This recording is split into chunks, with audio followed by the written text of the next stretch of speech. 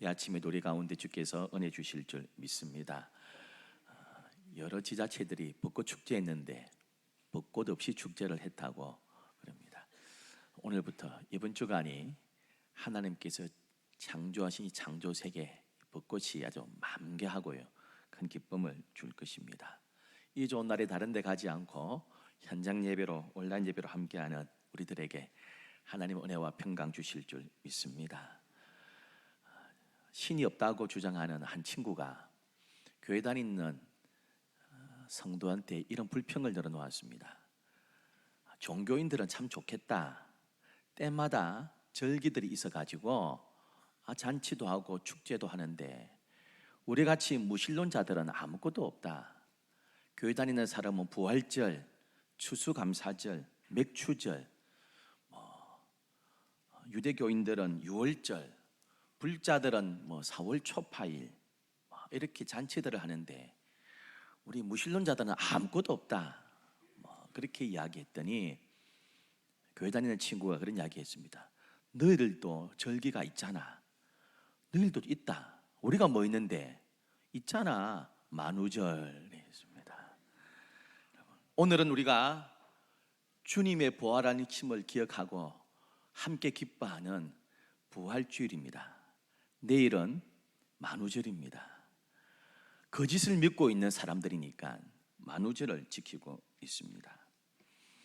모든 종교가 부러워하는 부활절은 우리 교회밖에 없습니다.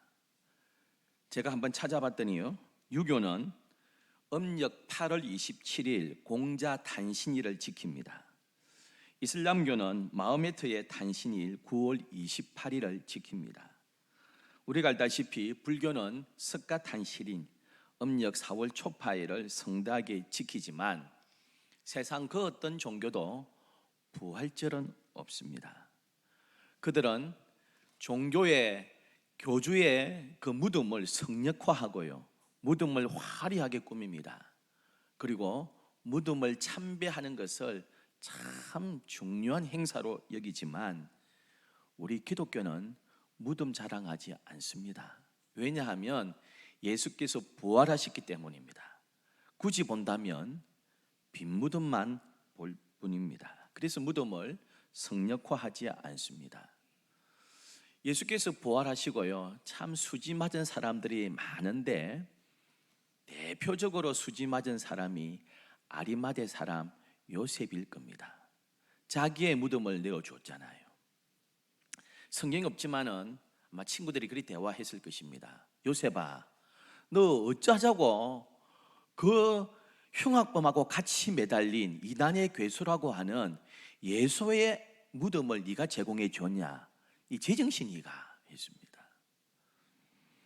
그런데 아리마대 사람 요셉은 별거 아니다시피 그런 표정으로 대답했을 것입니다. 괜찮아. 예수께서 주말만 잠깐 빌린다 그랬거든. 그리고 진짜 주말만 잠깐 빌리시고 3일 만에 예수께서 부활하셨습니다. 아리마대 사람 요셉이 자기가 준비한 무덤에 잠깐 예수님을 빌려주고요, 그거 정말 수지 맞았을 것 아닙니까? 그리고 자기도 그 인생을 끝나고 죽었을 때에 예수께서 누웠다가 부활하신 그 무덤에 들어가면서 어떤 마음 가졌겠습니까? 야, 이 무덤은 예수께서 부활하신 무덤이다.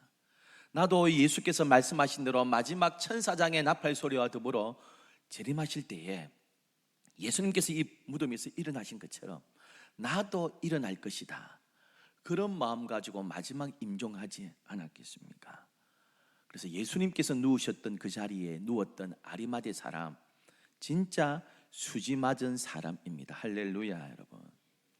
영국의 한 교회에 40대 초반의 젊은 목사가 단임 목사로 부임했는데 첫 설교가 오늘처럼 부활주일이었습니다. 언더드와 아펜젤러 선교사가 인천 제물포항에 첫 발을 디딘 때가 바로 부활주일 아침이었습니다. 영국의 교회에 부임한 이 40대 초반의 젊은 목사가 첫 설교를 부활주일날 하게 되었습니다. 새로 부임한 40대 초반의 젊은 목사의 설교를 듣기 위해서 교인들이 함께 모였고요, 설교에 귀를 기울였는데 부활주일 설교하다가 이런 이야기를 했습니다. 어느 바닷가 마을에 엄마를 먼저 병으로 천국 보내고 아버지와 단둘이 사는 소년이 있었습니다. 이 소년이 친구와 함께 밤 낚시하러 밤에 나갔는데 큰 풍랑이 일었습니다. 낚싯배는 전복이 되었고 그 아버지하고 사는 소년과 친구가 물에 빠져서 익사 직전에 있었는데 등대지기였던 그 소년의 아버지가 발견하고 2인용 보트를 저으면서 빨리 왔습니다. 엄마를 먼저 보내고 아버지와 등대지기 아버지하고 사는 이 소년이 아버지가 자기를 먼저 구해줄 것을 기대했는데 자기보다 친구를 그 보트에 태우면서 아들한테 이런 이야기했습니다. 아들아, 너와 나는 예수님을 영접해서 구원받지만은 이 친구는 아직 예수를 안 믿으니까 구원받지 못하니까 내가 먼저 구할게. 그리고 육지에 들여놓고 다시 오마 견디거라 했습니다.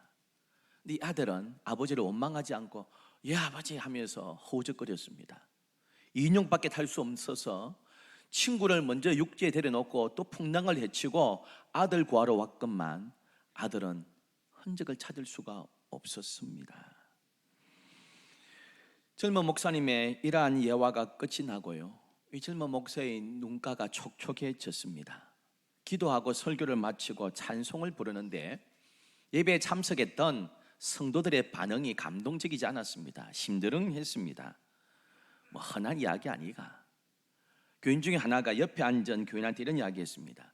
저런 예화야 고난주간, 부활주간에 하는 예화 아니냐. 젊은 목사가 첫 설교치고는 진부하네 이렇게 했습니다. 뒤에 앉은 60대 한 할아버지가 그 교인한테 이런 이야기했습니다. 아니요, 저 설교는, 저 예화는 다른 예화하고 달라요. 저 목사가 그때 구원받은 아이입니다. 그리고 제가요, 저 아이를 구한 사람입니다. 제 아들을 그 바다에서 잃었습니다. 그 이야기를 들은 교인들이 다 숙연해졌습니다. 오늘 우리가 부활주를 보내고 있습니다. 예수님을 부활의 첫 열매라고 말씀하고 있습니다. 오늘 이 시간 부활의 진실성, 부활의 의미보다 왜 예수님께서 부활의 첫 열매인지를 함께 나누기를 원합니다. 여러분, 부활은 성부 하나님과 성자 예수님이 약속하신 것이기 때문입니다. 예수님은 이 땅에 성육신 하시기 전에 이미 성부 하나님, 성령 하나님과 더불어 함께 계셨습니다. 천지 만물을 창조하실 때도 이 삼위일체가 함께 창조하셨습니다. 그런데 성부께서 이 땅에 육신의 몸을 입고 너가 내려가야 되겠다고 말씀하셨습니다. 참 인간의 몸을 입고 오셔서 모든 굶주림, 서러움, 배신, 괴로움, 고통 똑같이 당하셨습니다. 당시에 많은 이단들이 있었는데요, 초대교회에 영재주의가 있었습니다. 당시의 철학 사조는 이분법이었습니다. 보이지 않는 정신세계는 귀한 것, 눈에 보이는 물질세계는 열등한 것이라 했습니다. 그래서 우주 만물을 창조하신 구약의 여호와 하나님은 우리가 믿는 하나님이 아니라고 했습니다. 물질세계를 창조한 신 아닙니까? 하등의 신입니다. 열등한 신입니다. 정신세계, 영혼세계를 다스리는 신이 진짜 하나님이라고 생각했습니다. 그런 풍조 가운데 거룩한 신이 이러한 물질인 육체를 입고 와? 하나님은 그런 하나님이 아니야. 예수님이 육체를 입고 있는 것은 육체처럼 보여. 이래서 가현스리를 주장했습니다. 걸어 다녀도 진짜 육체는 아니니까 발자국이 없어 했습니다. 배고픔 몰라. 배고픔처럼 하시는 거야. 십자가에 피를 흘려 피 흘린 것처럼 보이는 거야 했습니다. 근데 이게 실제로 당시의 철학 사조가 그래서요 먹혀들었습니다. 그런데 사도 요한은 아니라고 했습니다. 성부께서 똑같은 육신의 입을 입고 너가 가야 된다고 이야기했을 때 성자께서 받아들였습니다. 33년의 생애 가운데 내가 너와 동행하마. 너무 고통스러운 그 십자가의 고난도 내가 함께하마. 그리고 사흘 뒤에 너를 부활시키마. 성부 하나님과 성자 예수님은 약속을 하셨습니다. 성부 하나님은 이 땅 누구에게도 이런 약속하신 적이 없습니다. 아담에게도, 그리고 아브라함, 다윗, 모세 어느 누구에게도 이러한 부활의 약속한 적이 없습니다. 성부 하나님의 그 약속을 믿고 예수님께서 자원해서 이 땅에 육신의 몸을 입고 오신 것입니다. 성부 하나님의 약속에 근거해서 사흘 만에 우리 주님은 사망 권세 이기시고 부활하셔서 부활의 첫 열매가 되어 주신 줄 믿습니다. 어느 누구에게는 약속하신 적이 없습니다. 그래서 부활의 첫 열매입니다. 부활은 우리 예수님께서요, 그 몸에, 그 심령에 영생의 씨앗이 있었기 때문에 첫 열매라고 말씀하고 있습니다. 무덤에 묻힌 예수님을 누가 살리셨습니까? 오늘 베드로의 설교인데요, 15절에 하나님께서 살리셨다고 말씀하고 있습니다. 아브라함도 살릴 수 있고요, 다윗도 부활시킬 수 있습니다.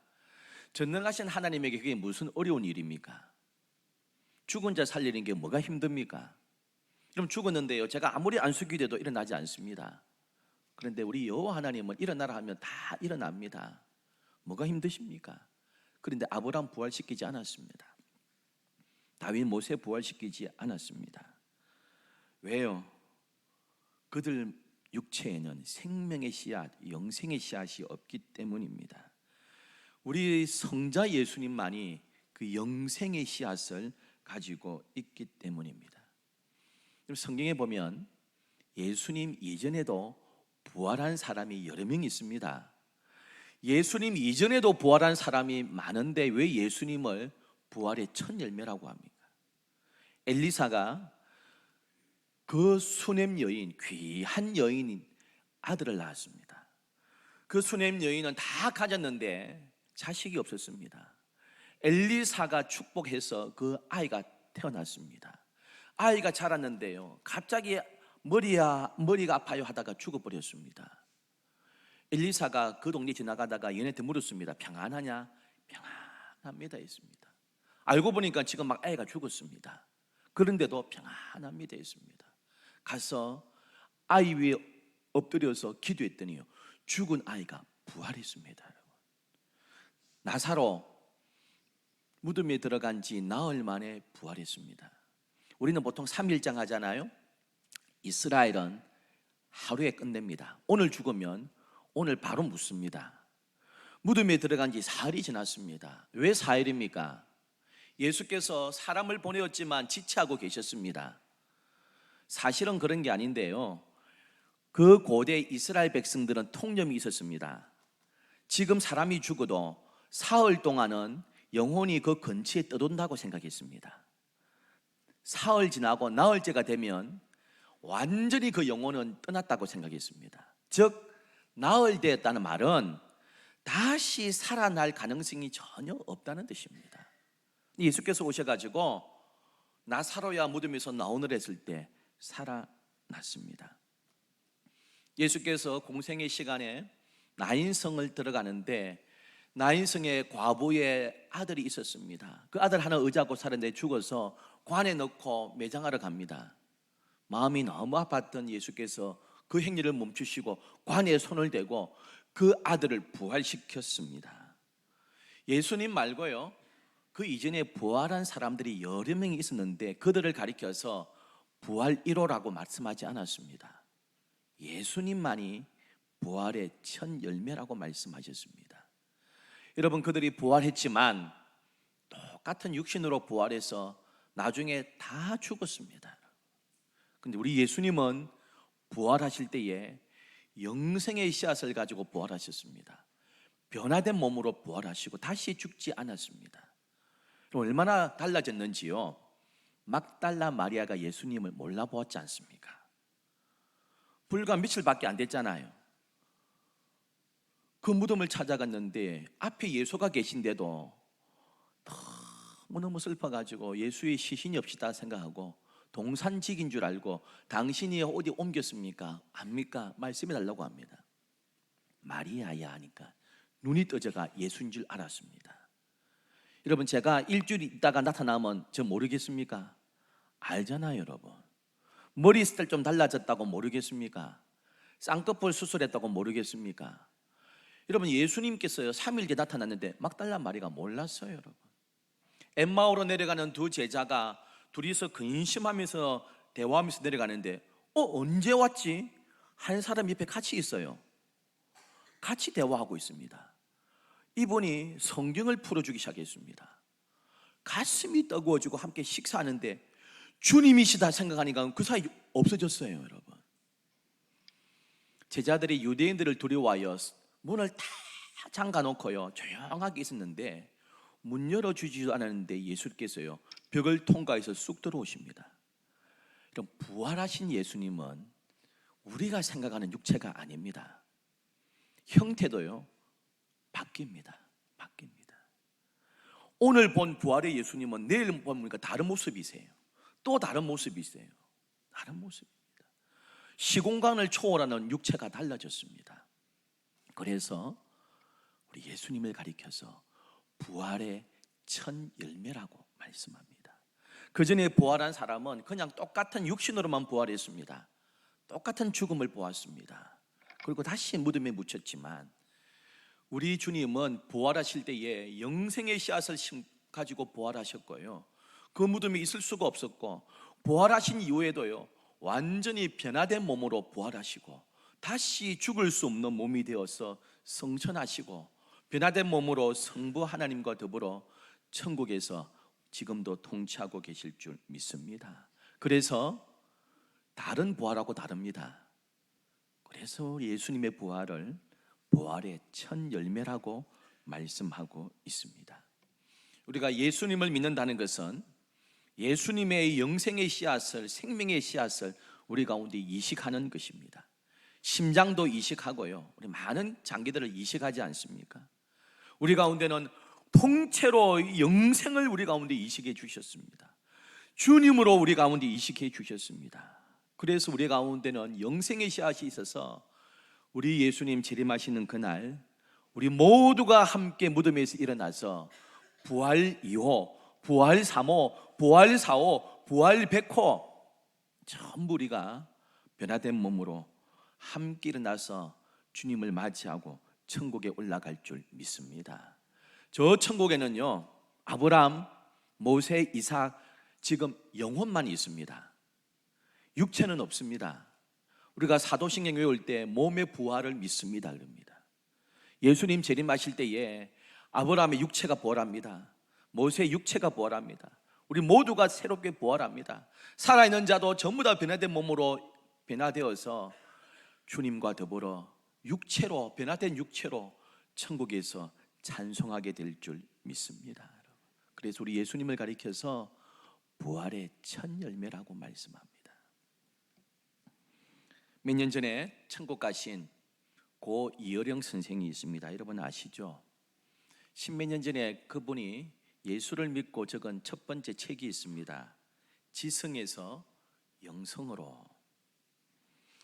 고 이어령 씨는 당대 최고의 지성이라고 불렸습니다. 글도 잘 쓰고요 학문에만 뛰어난 것이 아니라 대학 교수했고요 문화부 장관을 했습니다. 88 서울 올림픽 개막식을 기획했고요 2002년 월드컵 밀레니엄의 국가적인 이벤트를 다 기획하고 진행했던 대단한 인물입니다. 동시에 기독교를 좋아하지 않았습니다. 그러던 그가 이민아라는 자신의 딸이 암에 걸렸습니다. 자신의 딸 이민아 씨가 낳았던 그 손자가 과잉행동증후군 ADHD와 심한 자폐에 걸렸습니다.